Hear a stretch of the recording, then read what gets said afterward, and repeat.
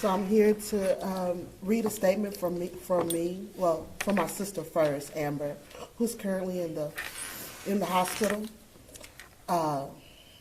Tatiana was a special super duper helper. She made a way out of no way. She was my shoulder I leaned on and depend on her. She was Zion's auntie. He really loved her because they were so much alike. She was my inspiration. Even when she really didn't have the time to help, she seemed to make a way to do so. She was very informative about the world events. I'm going to miss that about her. She was so hilarious. She joked all the time until our bellies began to hurt. No amount of sentencing would make me feel as though we received some type of justice.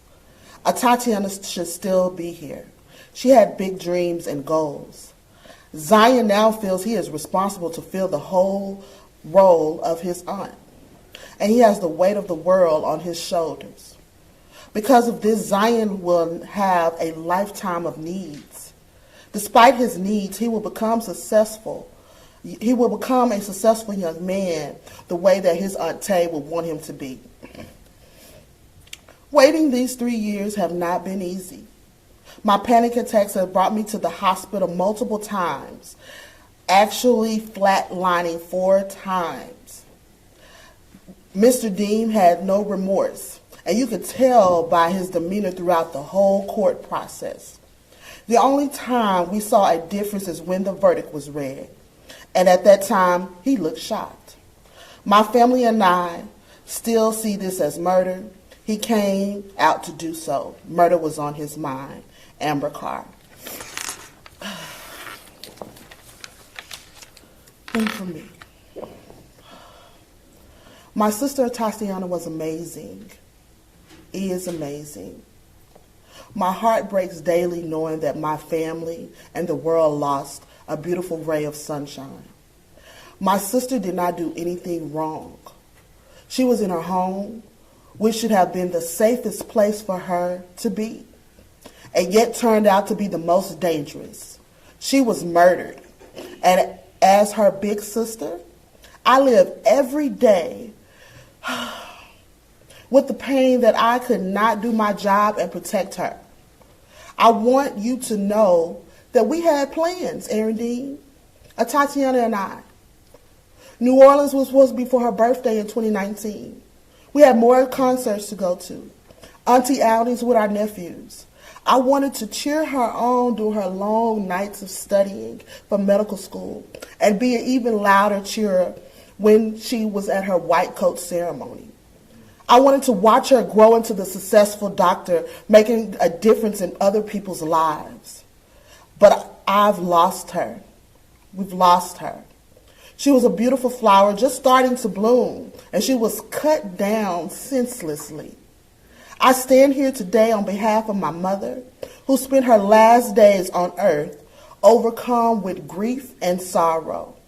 I remember when my mother was happy to have the home for her children where they'll be safe, and that their happiness was violated when my sister, her baby, was murdered in the same place.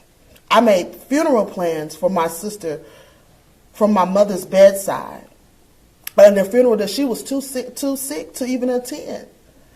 My love for my sister and my grief could never fit into this short statement.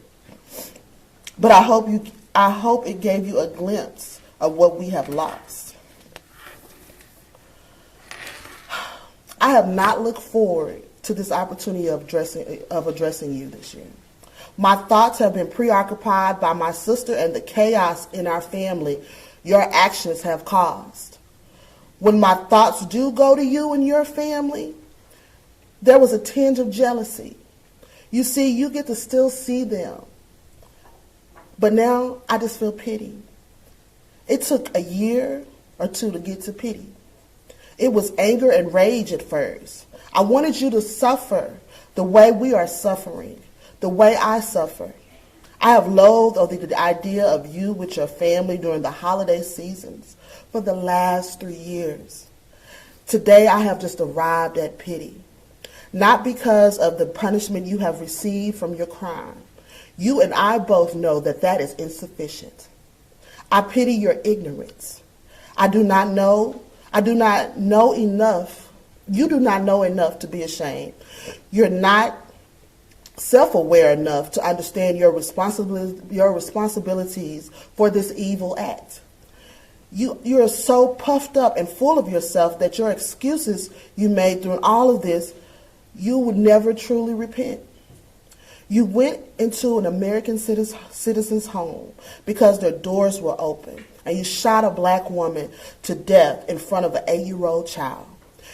You've spent the last 3 years rehearsing your excuses. I hope you spend the rest of your life reliving this moment and discovering all the terrible decisions that you have made during this decision.